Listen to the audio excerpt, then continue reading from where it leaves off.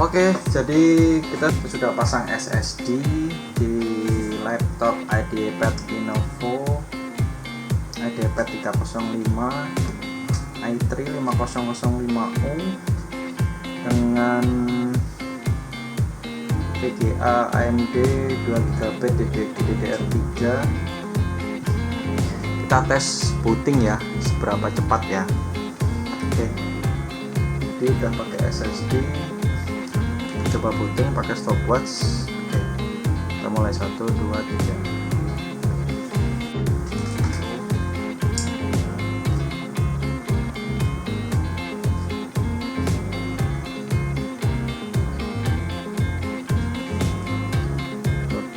Belas detik ya, 13 detik